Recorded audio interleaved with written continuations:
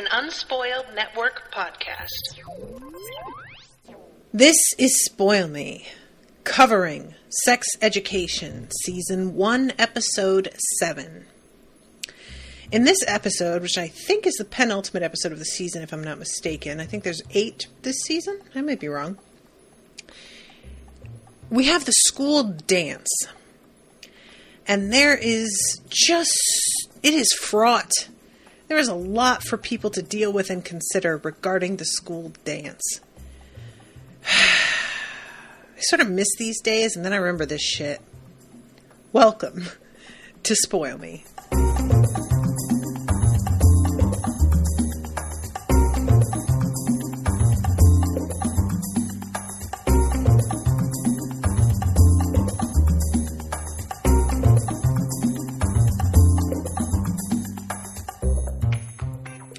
Welcome to the show, everyone. I am Natasha.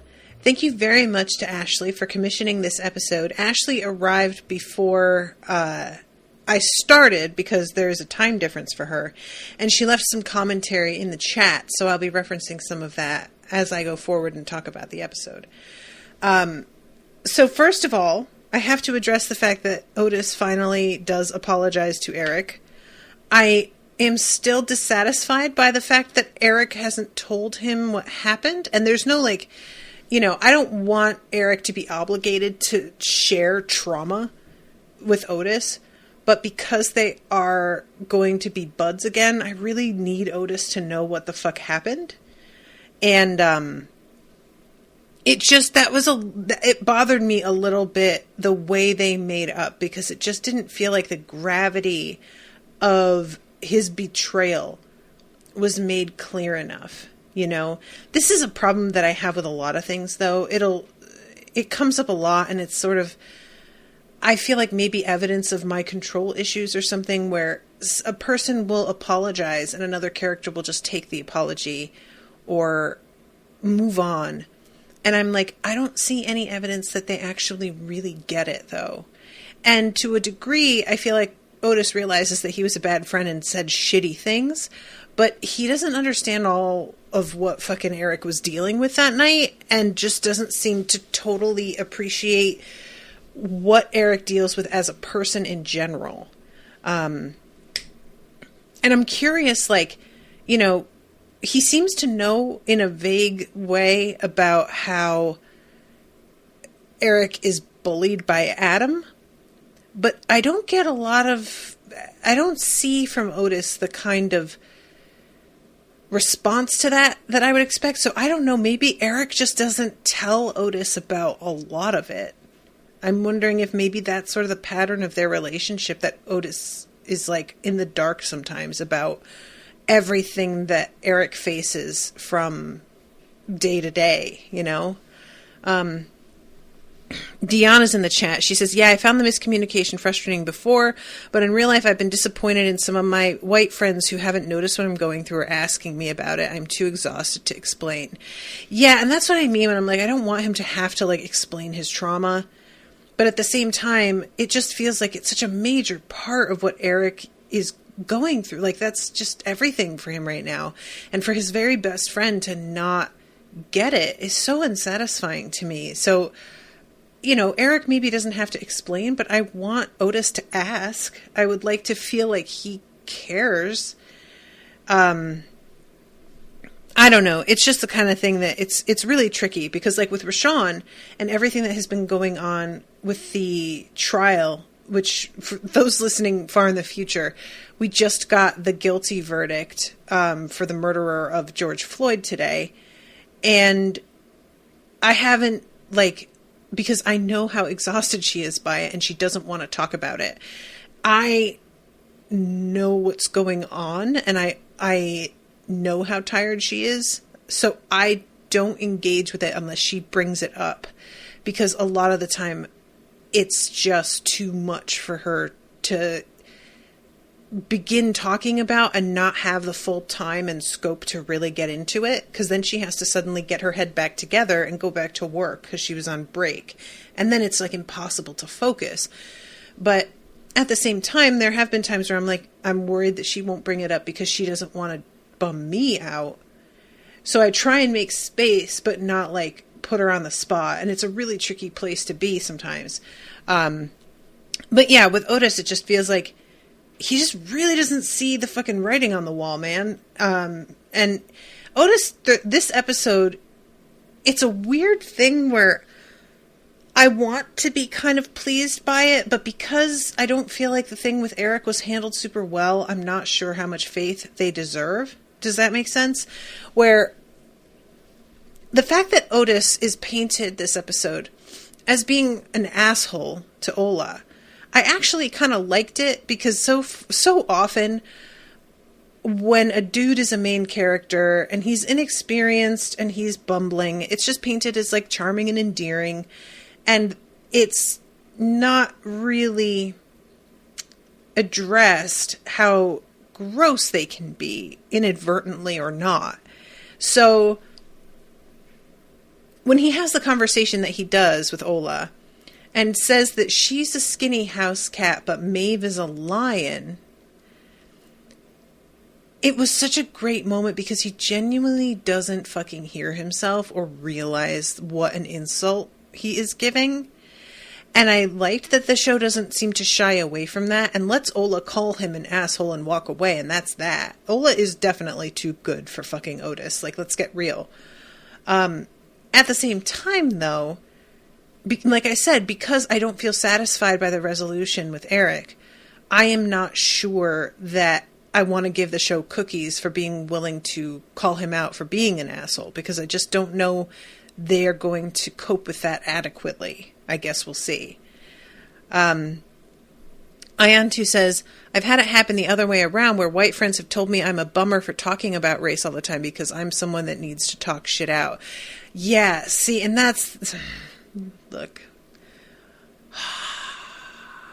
I'm sorry. And it's one of those things where, yeah, you know what? It is a bummer, isn't it? Wow. Imagine that you can't just stop talking about it and then it stops being a thing. What then?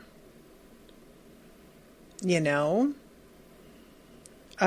Anyway. People are fucking dense. So the whole thing, like I said at the start, everything this episode pretty much revolves around the dance. So because of that, I'm going to step back and I'm going to talk about Jean, Otis's mom, first, and what's going on with her and Jacob. Because it is a fucking heartbreaking scene. I could not stop laughing because, like, okay, so what happens is she breaks her fucking faucet on purpose to try and get him to come over. And when she calls and asks about it, he's very weird and distant, but when he hangs up, it turns out he's like in the midst of a meeting because Ola is applying to go to Otis's school. It turns out that somebody was embezzling money from her school, and so there's no money left, and she just needs a school. And so it makes it sound like, you know, when you just hear his voice, it makes it sound like he has no interest in talking to her.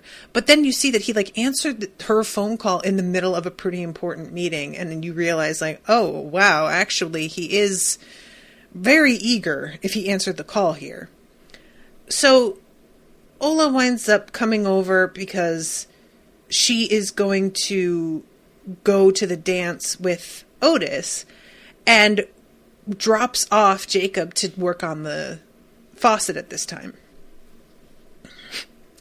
Otis asks her to please not sleep with Jacob, which she assures him is out of the question and would be super inappropriate, and then immediately does. His mom is a goddamned mess. This bitch is the biggest liar I have ever seen. I swear to God, she is so shameless about it. And the way that she goes around analyzing other people when she is just so full of shit is amazing. It's astonishing. It really is. Like, this is just such... Oh my God. So, she sleeps with Jacob. There's a sort of weirdness afterward as he goes to the bathroom and gets ready to fix her sink. And then when they're downstairs and he's drinking some coffee, he says something about her being a therapist, and she asks if it bothers him because a lot of men feel observed. And he asks her what she has observed about him. And she just starts saying some shit that I was genuinely like, oh my God, you're so wrong about all of this. Where are you getting any of this from? The thing, like I definitely was like, all right, this guy's wife died. Like, that's 100%. I just felt it. I don't know where I got it from. Did Ola say something? I don't think we knew, right? But there was just like an air of tragedy about him. And I was like, no, his wife died. And there was also a sort of like reticence. And I was like, he definitely doesn't seduce all of his customers. The soup was a nice touch. Like, you really thought that was some sort of orchestra. There's nothing smooth about this dude. There's nothing that feels rehearsed. It was just, she is trying to assign a personality to him that makes her feel less bad about casting him aside because she doesn't want to be attached. She clearly already is. It's too fucking late, Jean. I hate to tell you. But she's trying to resist it. And in doing so, she's like dehumanizing him so that it's not as hard for her. She doesn't want him to be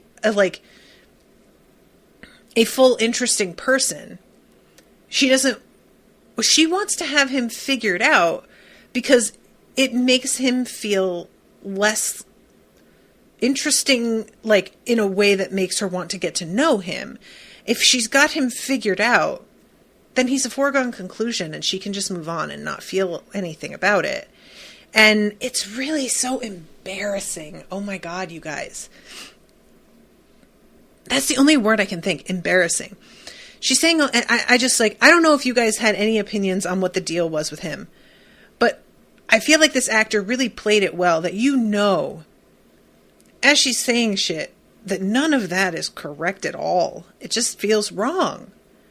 So, yeah, she winds up like getting caught up short when he tells her, 1, not divorced, my wife died. 2, you are the first person I have slept with since she died. 3, I would really like to get to know you because I like you. And she straight up just says, I'm sorry if I gave you the wrong idea, which is what she has said before. I'm sorry that you have the wrong idea, Jean. I'm sorry that you are so fucking dense that you can't see this absolute gem standing before you in a yellow robe with a cup of coffee. This man is a treasure. And honestly, he's too good for you. What are you fucking doing? Get over it. Okay? Yeah, your husband cheated on you because he's a piece of shit. Go to therapy. Figure it out. Get over it. How long has it been now? Sincerely. What are you doing? Get over it. I'm sick of you. Later on, Otis goes on her computer and finds a whole fucking missive written about him and his, like, sex phobia. And it's just, she's out here just analyzing everybody around her, does not want to look at herself at all. It's tragic. This man is so good looking, is such, like, oozing sex appeal, is so, like, affectionate and warm. There's just, and she's just wasting him. Oh, it's tragic. I hate it. So, that's what's going on with him. Ayantu says, I really don't like the Ola-Otis pairing. No, Ola's way too good for Otis. Ola could probably, I'm trying to think who she would be good with. If there's anybody that we've met so far. No, Ola's too good for everybody so far. Dion says, I have the impression that she doesn't sleep with emotionally mature men. He's not her usual choice for her one-night stand. And that's what I mean when I say that she wants to sleep with people that she's got figured out. Because she has a control issue. And if she feels like she's got people figured out, she can hold them at a distance. I think that being able to, quote, observe them is part of what keeps her feeling like she has control. And if somebody comes at her and they are full of surprises and they seem as able to observe her, that's going to make her uncomfortable. And like, low-key, I get what that's like. Look, any woman who is intelligent knows what this is like. When you are out dating, men just, first of all, underestimate women in general. So there's that, just like out of the gate. Then if you're dating men who are a little older than you, which I tended towards. Owen's the first person I've ever dated who's younger than me. Older men tend to really think they've got things figured out even more, and they think they've got you figured out. And it's really easy to manipulate some men because they don't realize it's happening because they think they're smarter than you. And so I have certainly gone through phases where I just like played games while I was dating because I was like, you really think you like know what I'm about, and I am going to show you that I can do whatever the fuck I want because you have no idea what's going on. And it was fun in its way. It gave me a sense of power and control with people who were patronizing a lot of the time and condescending. And it was like a sense, I got a sense of like sort of evidence of the fact that, yeah, I don't need to be dating you. I am definitely ahead of you in whatever capacity that means. And I really see that with Jean, especially in reaction to having been with somebody who gaslit her. You know, somebody who knew how to manipulate her. Well, then your reaction would like often be, well, I'll get my power back and I'll find people that I can manipulate or gaslight in exchange, you know? But, it's just awful to watch. So the episode basically ends with Ola, like, leaving Otis at the dance and Jacob leaving Jean. And by the time Otis comes home, there's another dude at the house that she's sleeping with, basically to try and get the taste of Jacob out of her mouth is the impression I get. And it's pathetic. It's honestly so pathetic. Girl, get your life. Like, what are you doing? Jean should not be writing any books about like psychotherapy and sex. She has no right. She just doesn't. So, okay. Now let's back things up and we'll talk about Jackson and Maeve. So Maeve and Otis, it's obvious that there is more chemistry growing between the two of them. It's an interesting thing because I feel like it's actually pretty organic.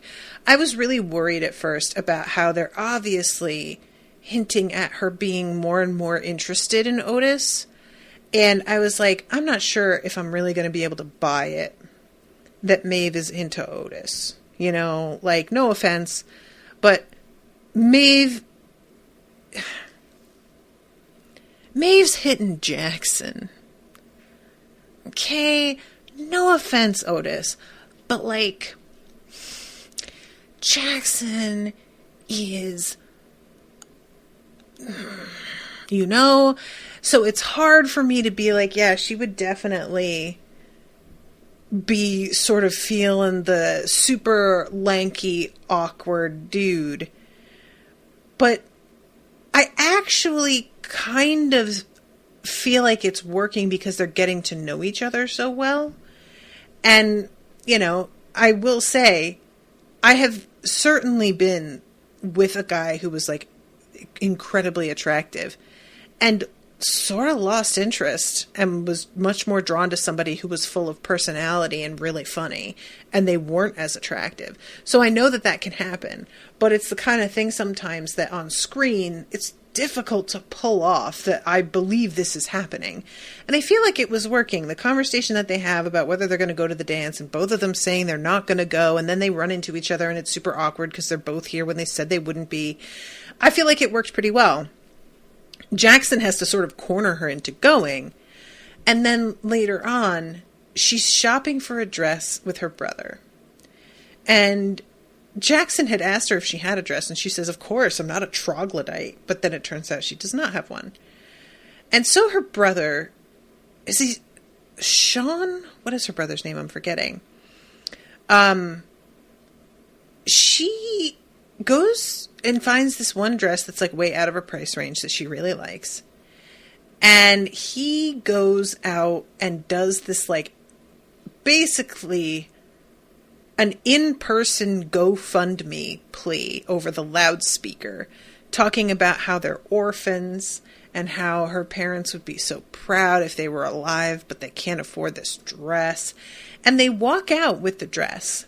And she's like really disgusted.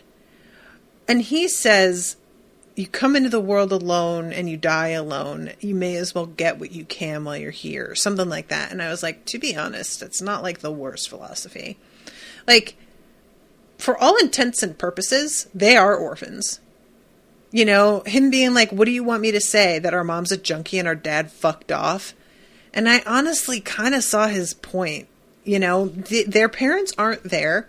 Their parents are not taking care of them. Whether or not they're dead isn't actually relevant to their situation. They are completely fending for themselves. And so I say, get what you can. Good for you. You got your dress, you know, like, it's an embarrassing moment, and I understand being embarrassed, but I certainly wouldn't be mad at him about it. And afterward, when he just like shoves the bag into her hands and walks away, I was kind of like, yeah, he has some rage issues about it, and I can understand that. I have no idea what it would be like to feel abandoned like this by your parents, like, you know. So unfortunately, he like turns a corner for me, because it turns out he goes to the school with her and Jackson. And there's a couple things here. So I had shared my theory last episode that her brother would wind up being a bad influence, and this would lead to Jackson's mother's not wanting him to hang out with Maeve anymore because her brother was like corrupting him somehow.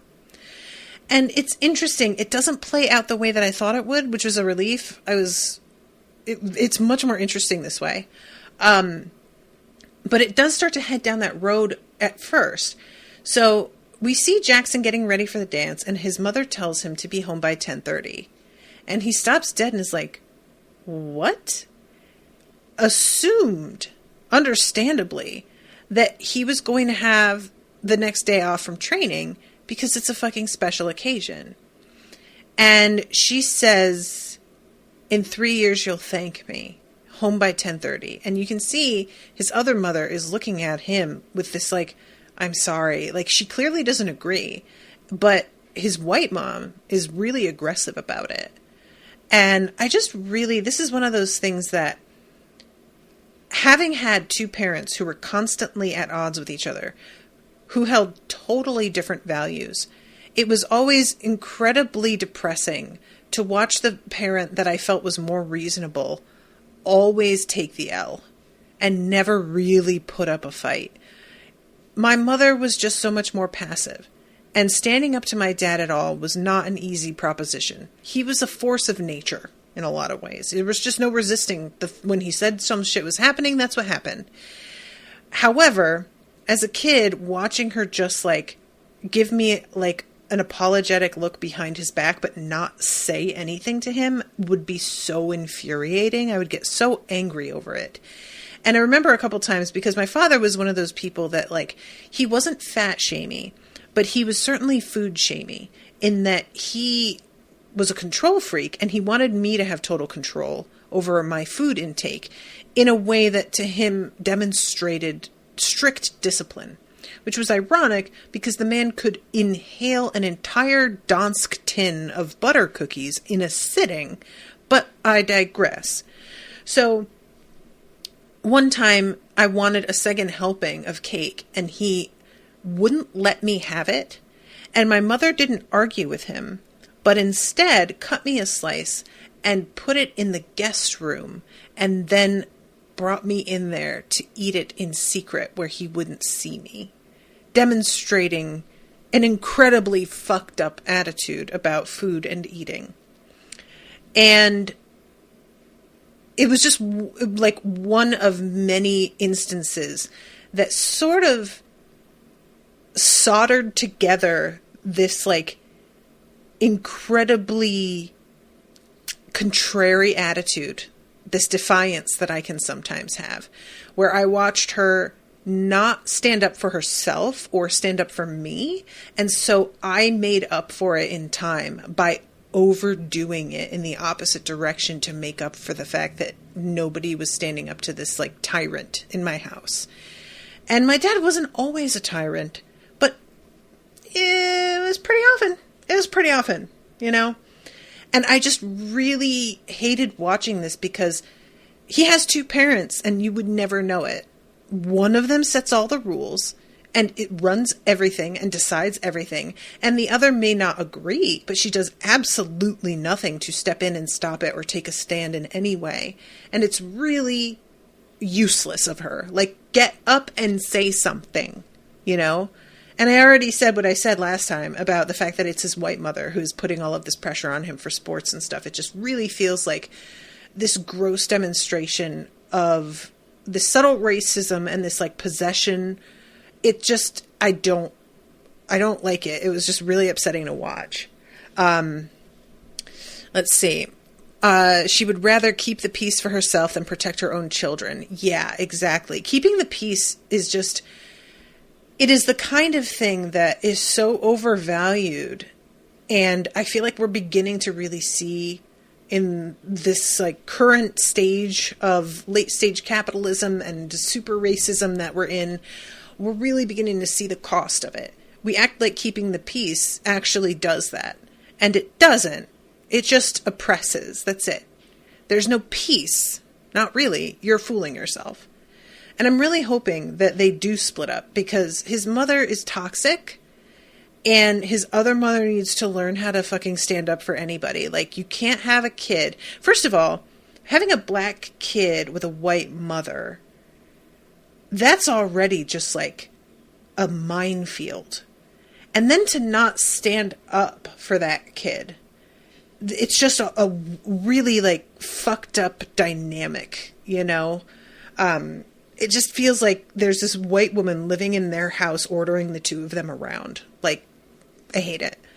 So Jackson like doesn't even agree. He just says nothing and leaves in a fucking huff.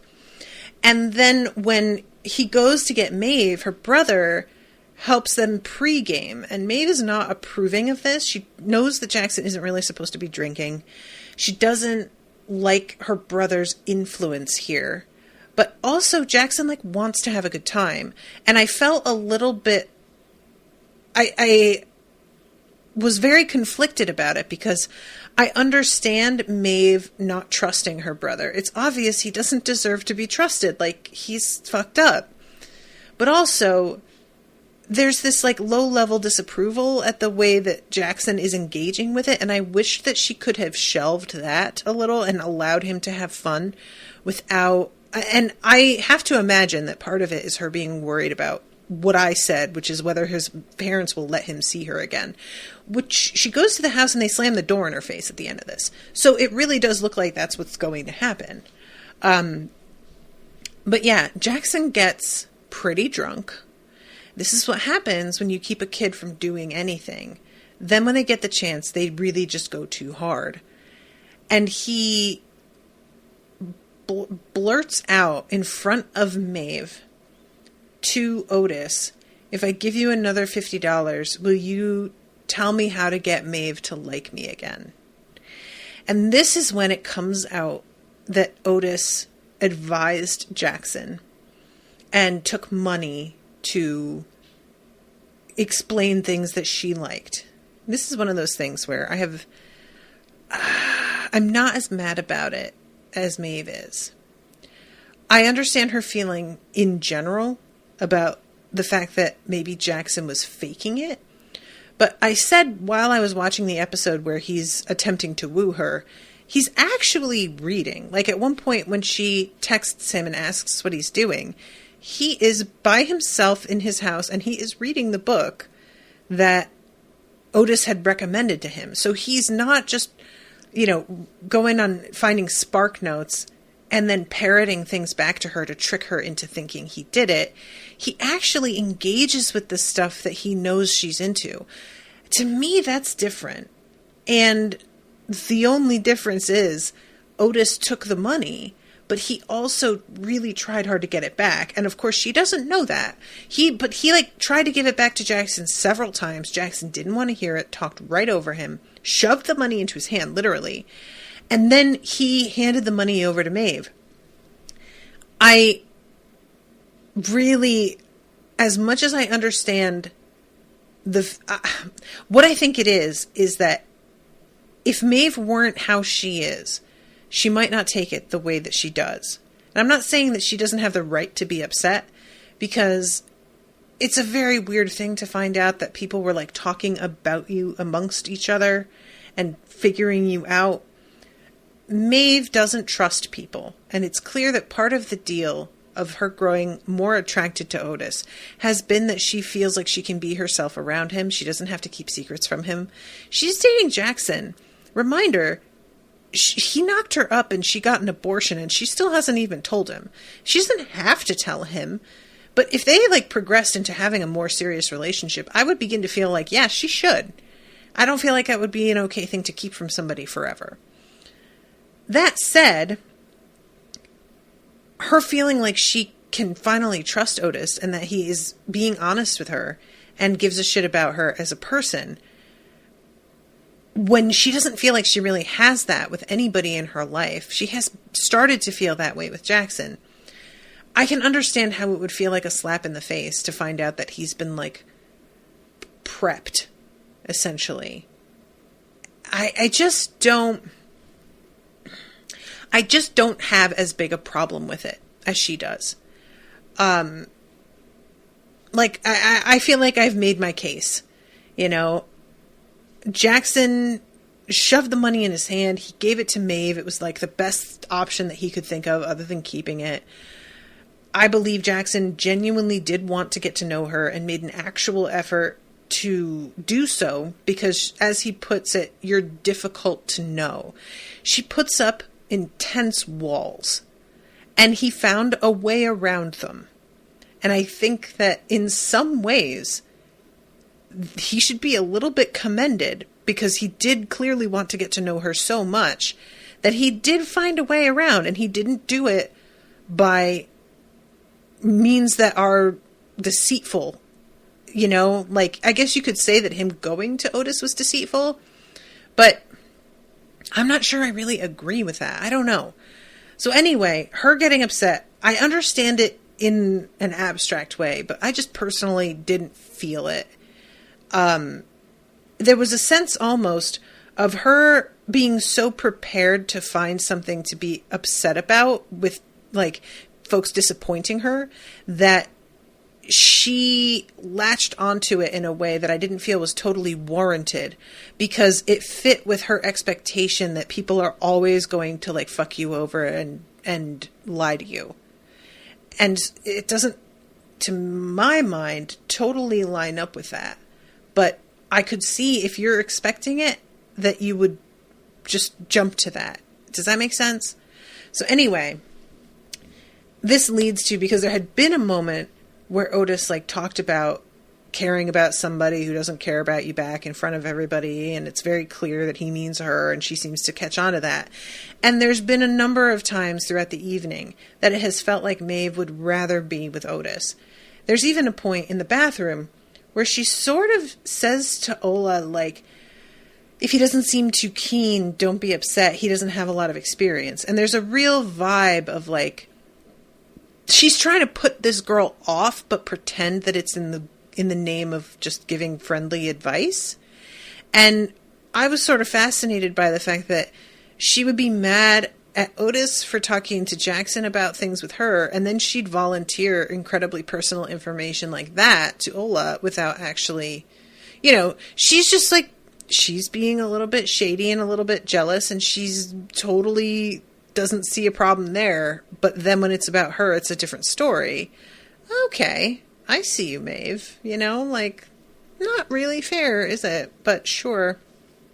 So, at the end of the episode, he goes home.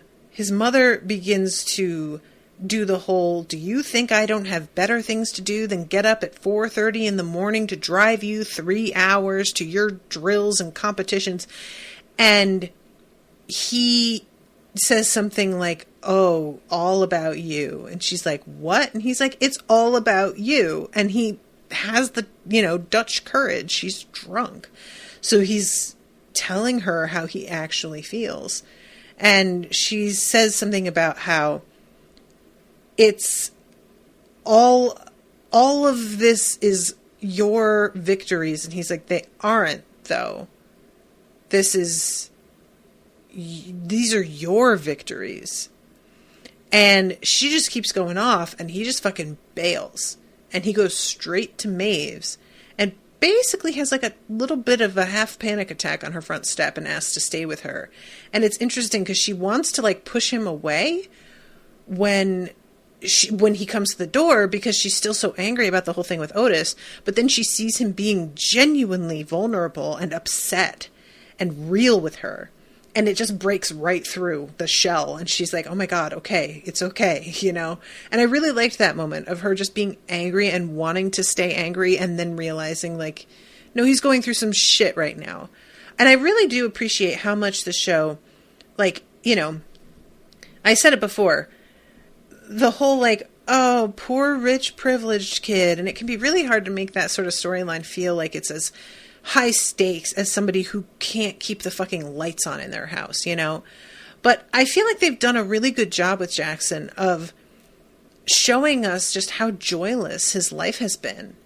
And really, like, it hammers home a bit how what the difference is. You can have parents who are completely absent and that kind of trauma and what that does. Or you can have a parent who's basically trying to live your life for you. And it's the polar opposite, but also incredibly damaging. And what that does. And they're just different types of break, I just really, the dynamic between him and his mom, I felt like the dialogue was so well done. How like completely lacking in self-awareness his mother is. And the whole like, in 3 years, you'll thank me. That's one of those things where it just speaks such volumes about her personal regrets. Like, will he? Or will he in 3 years look back at what were supposed to be experiences in his life that he got for the first time that he never got because you wouldn't let him have them? She really thinks that all he's going to see is that he won a contest and got a scholarship to a certain school. And she's not thinking about his actual life. And this is what's so tricky about setting goals for yourself and wanting to have accomplishments. As a, quote, talented and gifted kid, I think a lot of us can relate to this, that when you're in school, there are markers that you can reach, that you can point to and be like, oh yeah, I accomplished this. I reached this goal. I got this grade. I got an award, whatever. And it gives you a sense of validation. And then as you move forward with your life, that stuff doesn't happen anymore because you're not in school. And so you don't have an easy way to mark that you are like progressing or succeeding. The only things that you have are being able to point to a certain career or making a certain amount of money or where you live or, that kind of thing to point to, yes, I am successful. And it's such a shame because I really understand and identify with that. And I remember this is the perfect example really when I step back and think about it. I had just done my whole tour in Guatemala and London, and then came back and was in musical theater school in Connecticut. And I was out with a friend of mine at lunch, and I ran into a girl I used to know in high school who was waiting tables while she was in school. And I, at the time, was a hostess at this restaurant. And I ran into her, and she was somebody who had been really good at sports, was sort of like, in line for scholarships, did well in school. And she was also part of like the popular clique that had money. And it was always a weird space for me because I was good looking enough and good enough at classes that they noticed me and kind of wanted me to be part of their clique, but I didn't have enough money to really be part of their clique. I couldn't do the things that they did. And so I never really got to be part of that and didn't want to be. I didn't understand them, but we were friendly enough. And I asked her what she was up to, and she was in pre-med and was on track to become a doctor and had a fiance and was just, it felt like really nailing the beats of what means that you're going to be successful. And she asked me what I had been up to. And I told her how, well, I got a full ride to that art school for my senior year. So I went and did that. And then I got a half ride to Carnegie Mellon. So I went and did that, but I didn't like it. So then I went abroad and I did this and that. And I'm telling her this and really feeling like, wow, I just sound like a mess. I do not have it together. I left school. I did all this shit. And she walked away. And my friend I was eating with, Emily, was like, so, were you good friends? And I was like, no, not really. And I feel so embarrassed to tell her what I've been up to. And she's doing all these amazing things. And Emily stared at me and was like, she's been in school this whole time. And meanwhile, you went to a boarding school for your senior year in high school. You left before school was even over and went abroad and have done a bunch of amazing things. You swam with sea turtles and shit and lived in London. What are you talking about? And I was so startled. I didn't see it that way. For me, it was like, oh my God, I've just been wandering around doing nothing. And my friend who was listening was like, she's just doing the most boring on-track thing. And meanwhile, you've been actually living and experiencing wild shit. Why are you regretting that? Are you high? And I just it took me so long. She said that, and it felt like I'd been flicked between the eyes. But even so, it didn't really hit me until years later when I started thinking about it. And I was like, oh, I see what she meant. At the time, I was just kind of yeah, it all sounds fun, but it's not like I know what I want to do with my life. I sort of wrote it off as the way that Harry Potter does when everybody calls him a hero, and he's just it was just a bunch of luck. And I'm but yeah, that's what life is. And we want to be on these tracks and have these plans and follow through to an end goal. And we love the idea of that. But in order to stay completely on track, it means that you don't have any surprises. You don't have any spontaneity. You don't get to do anything that doesn't fit into this narrow plan. And that's not life. That's just not. That's a video game. And even a video game, there's side quests and shit. And it's a lot of us live like we're playing a video game that we can just get to the end, and then we can double back and do all the fun side quests in our spare time once we've gotten the main story done. But how many of us are actually going to go back and do those side quests, though? Do you? Do you? Because I know for me, I don't. I say that. And then I finish and I'm like, well, that's done. That's how I operate. And I just miss a lot these days because of that. And I live more than a lot of people I know. But nevertheless, this whole thing with him and her just trying to put him on this track to success and the narrow understanding of what success looks like, it's really saddening. Anyway, it's just, especially whenever it's something that's about sports, I always feel extra weird about it because it's sort of like getting a girl into modeling. You are only going to be able to capitalize on that for like 4 more years after you graduate high school. Like, and then you're done. You know, you get to age 20 and that's when shit just doesn't quite hit the same anymore. And then you get to 25 and it's over. Bye. Good luck. So it's just, I don't know. Part of that would be motivation to, you know, hit the iron while it's hot, as they say, strike while the iron's hot. But it's also then you get dependent on something that's fleeting, and that's just its own problem. So anyway, I identify with Jackson some, you guys. That's all I'm saying. I really enjoy him as a character, and I think the actor playing him does such a great job of straddling the line between being an incredibly good-looking, charming guy who seems to have it all going on. You know, he's walking down the hall talking to Maeve, and he like greets this guy with one of those like hand grab shoulder bump combo things that only happens to super popular people. And yet when he's like this and vulnerable, it feels very real. You know, the panic he feels is just real.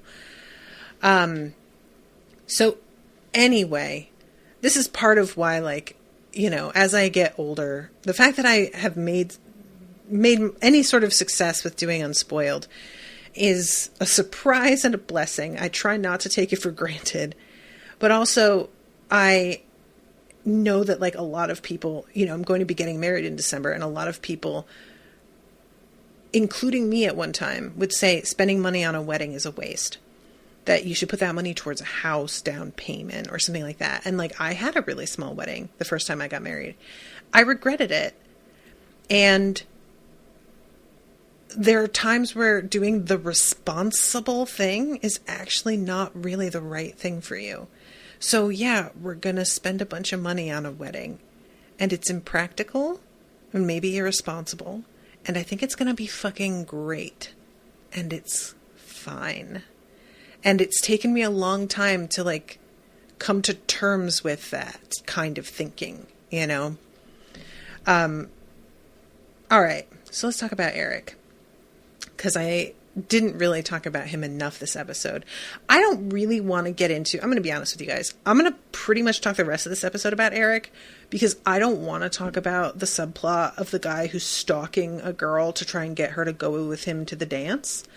I understand what they're doing, but I don't care or like it. It's not funny. It's not amusing.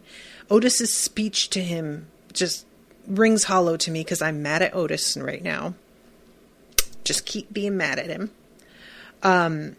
And pretty much just hand waving. You all know what happened. I'm done with it. But let's talk about Eric. So there's a really interesting thing, and this is something that Ashleigh, in the comments that she left before I started, brings up, is Eric's struggle with his faith. And I thought that this was really fascinating. So what we have this episode is Eric feeling alone, and his mother asks him to come to church.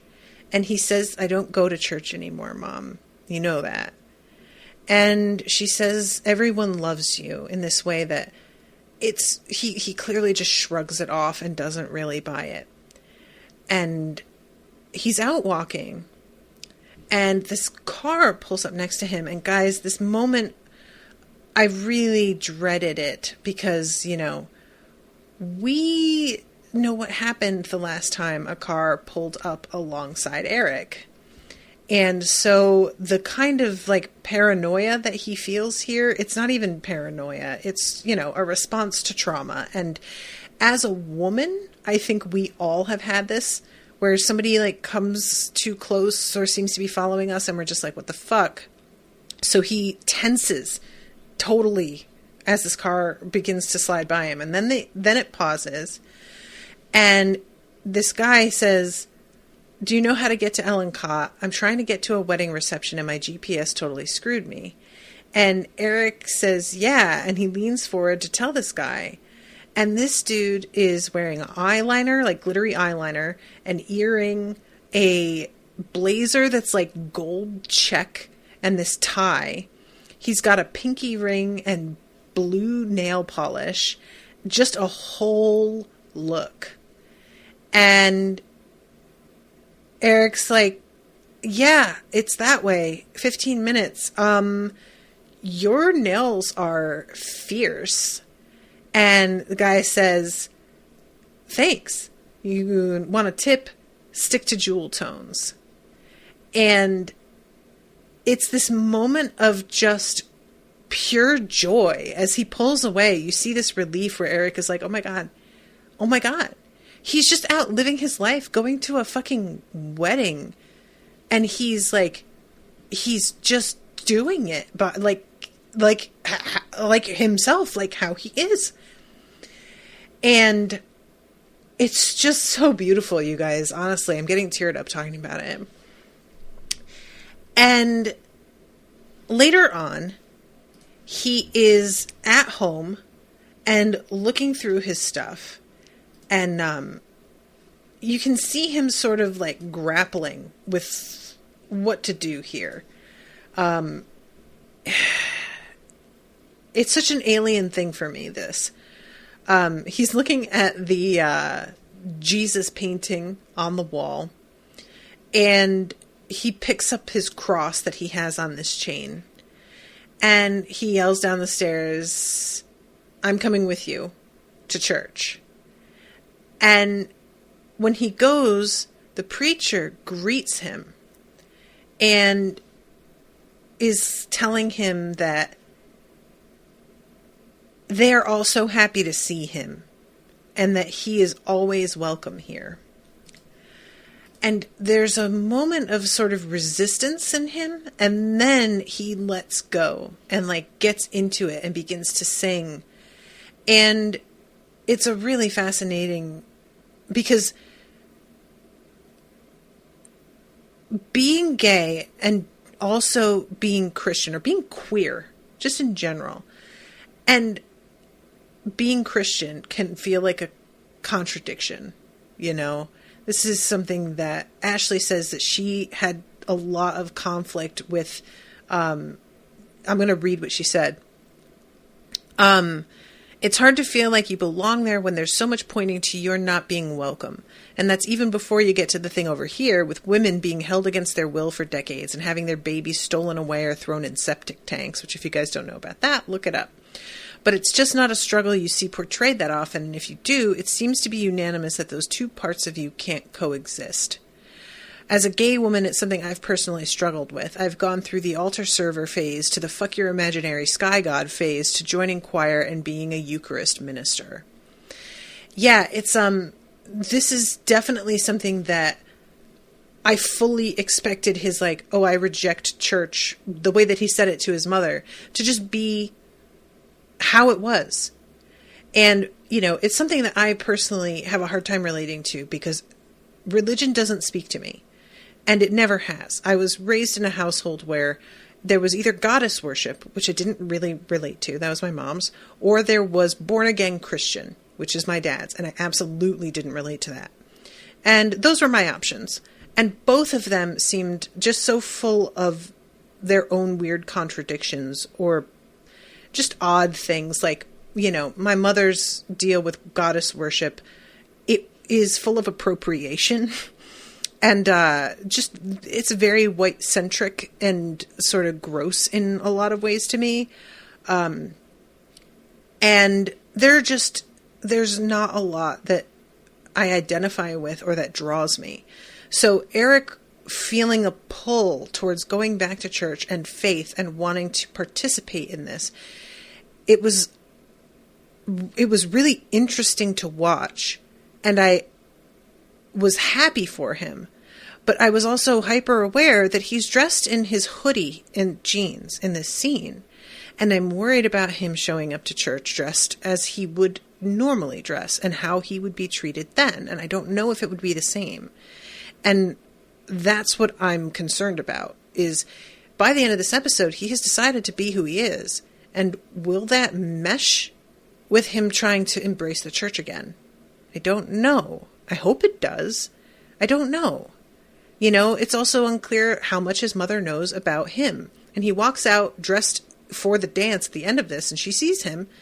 So she doesn't seem super shocked. It doesn't feel like she didn't know. It's just hard for me to, like, get a feel for where everybody stands on this. So, yeah, he goes to church, and he has that moment of just really, like, feeling it with the music and everything.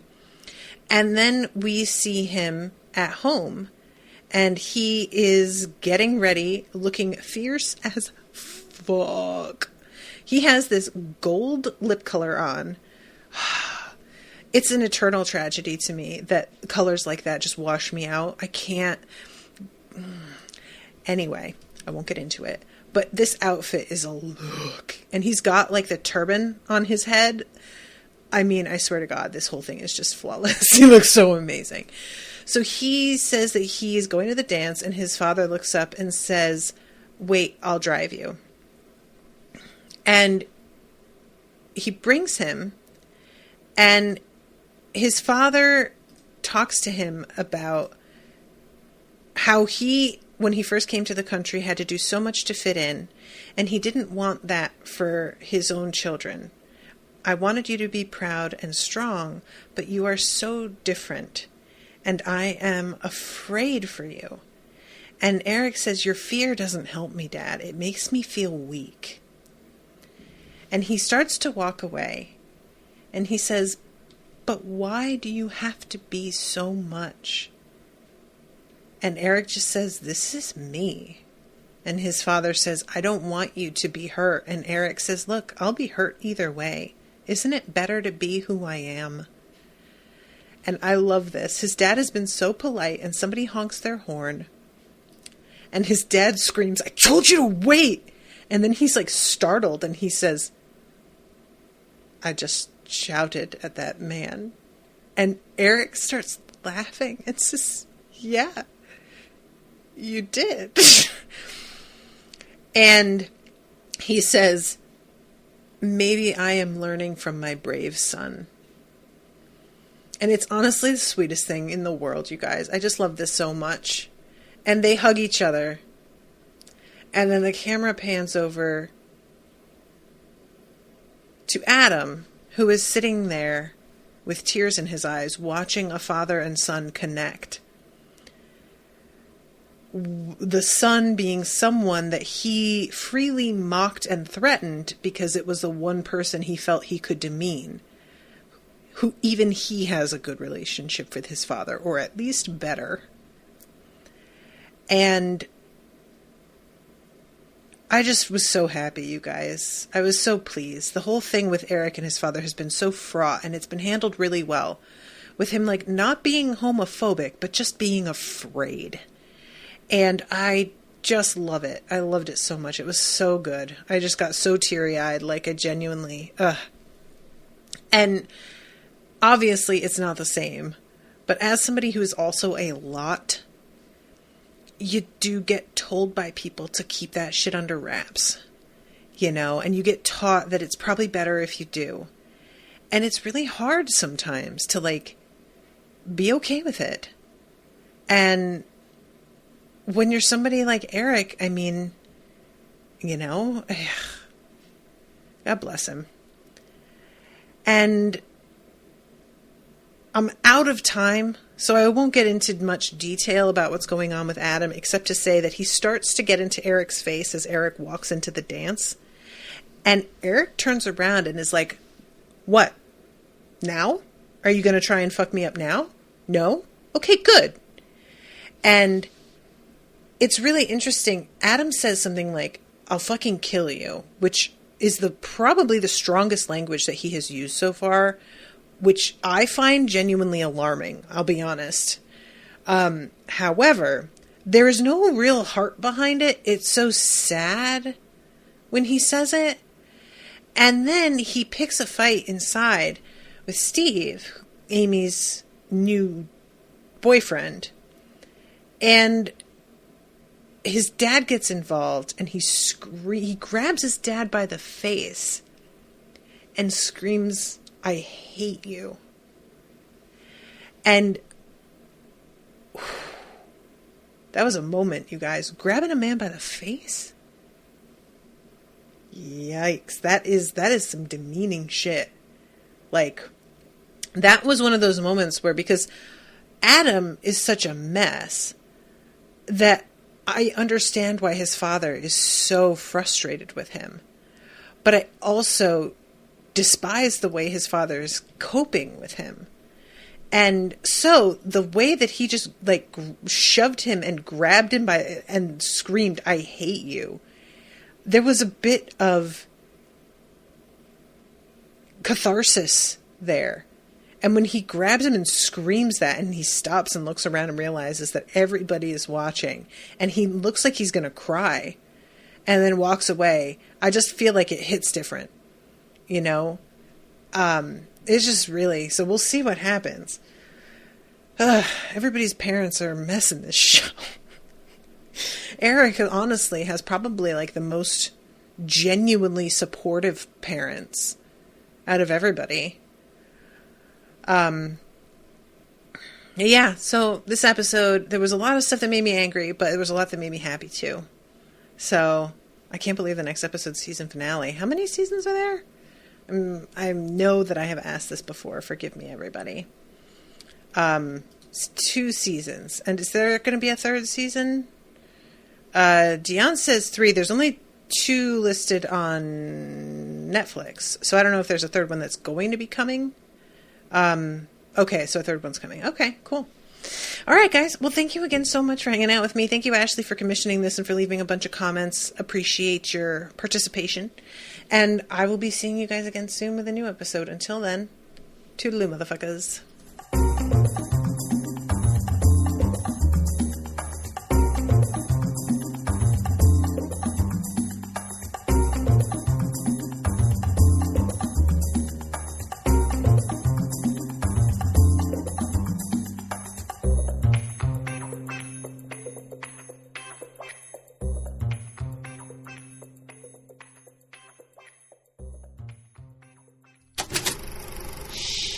That was an Unspoiled Network podcast.